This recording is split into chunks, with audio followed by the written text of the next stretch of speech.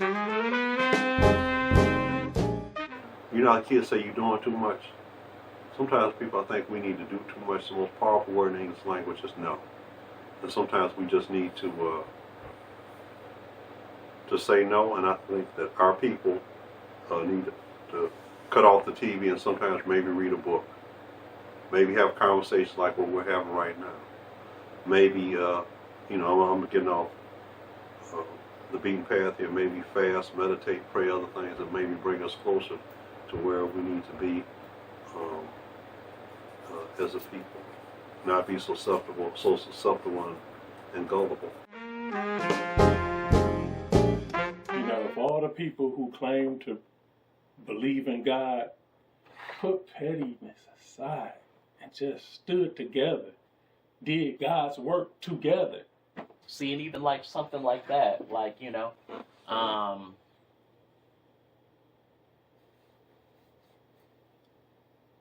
just think it would be just interesting as far as like, and it was deep because I remember when it actually was attempted, and it was completely forgotten about until that damn movie came out. What was it? Us, Them? What was the movie that the brother made? Yeah, he made Us with the under people, the people under the ground. Yeah. Okay, so Us.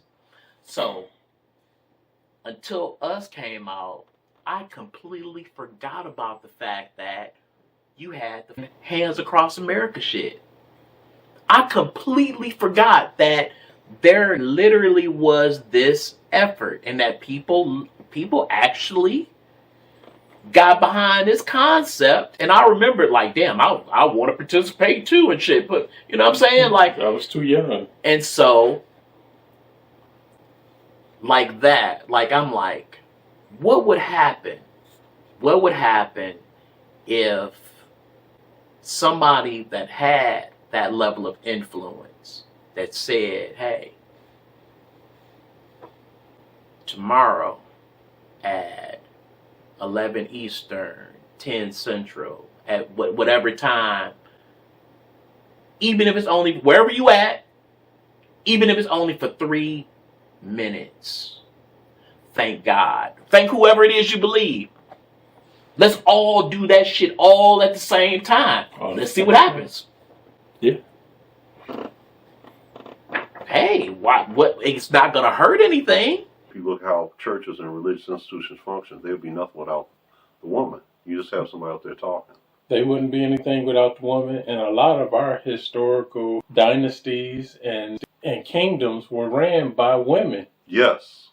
So to limit a woman is foolish. It's because the children have to be taught to be better than what they're being taught. You have to, as a parent, you have to realize you're being held responsible for bringing in somebody you don't know what this child is here to do. And when you do certain things like talking about how bad they are, guess what? You're canceling them out. You're canceling out the mission that this entity came into the world for. You understand what I'm saying? You're actually canceling it because every child is born has a reason for coming here. It's part of an exorbitant, eternal kind of equation. The human race is that thing that determines the direction of how things go. Because we are God in earth. And there's even, we have scientific evidence and things that have been done scientifically to prove it. It's even scientifically proven how much influence the human has in the material world. We do that. We determine what happens by our thoughts and our feelings. So until we go inside and fix it, it's going to just keep nosediving. I'm no great how we talk about we're gonna change the world.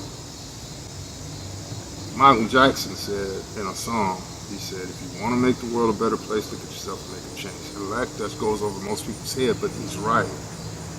Because nothing in the world will change until you change inside. Because you are the one that's making the world go whatever way it's going. Collectively, it's what we're doing, individually, within us. That's science. Peer-reviewed science. Yeah, I'd say, only thing I'll add is, I say forward to a global Pan-African revolution and death to all the traitors. I've been called names before, and sometimes when I'm called names, fortunately not often, whenever I'm called a name, that means a person I feel like, again, has lost, but always consider the source. Always consider the source. And we're all at now, we got to understand, we're all at various stages of this. Just like I'm at a certain level in terms of information, there's somebody that's beyond where I am. And I can learn from talking to them. And I could also learn really from talking to people who may not have as much information, but may have great questions to ask. I once made a statement that I had a friend, and she was getting advice from her friends, and I was saying that this is kind of off topic, kind of relates to what we're talking about here in a way.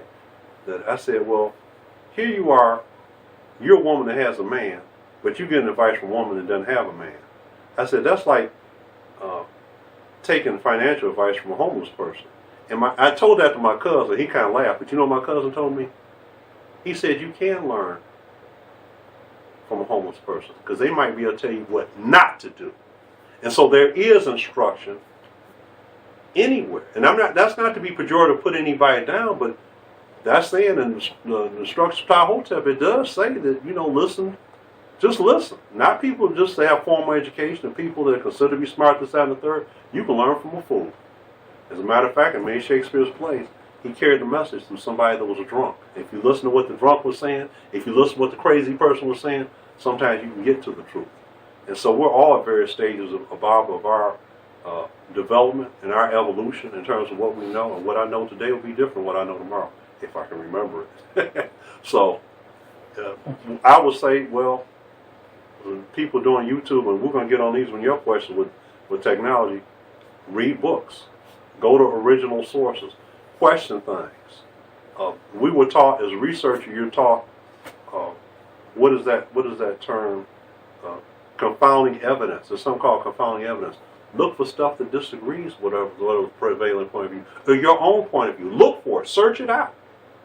It may change your point of view or make your point of view stronger. And the so, Orange Man has promoted. well, his That's group right. of conspiracy, but that's how he feels. What we see going on now is how people have always felt. They just feel freer to say it. How he has openly made it okay to Absolutely. be a racist. And it is scary now that I can openly say that I am a racist and it's okay. Or I am a pedophile. Or I am this. Or I am that. And in society, I am supposed to, scary as it sounds, I'm supposed to accept that. Exactly. I used to, Baba, I was very blessed to have relatives, because you know me, I can talk, and you can too, so you understand. I had relatives, my dad would tell me to shut up when I was younger. He would. I mean, I would be quiet.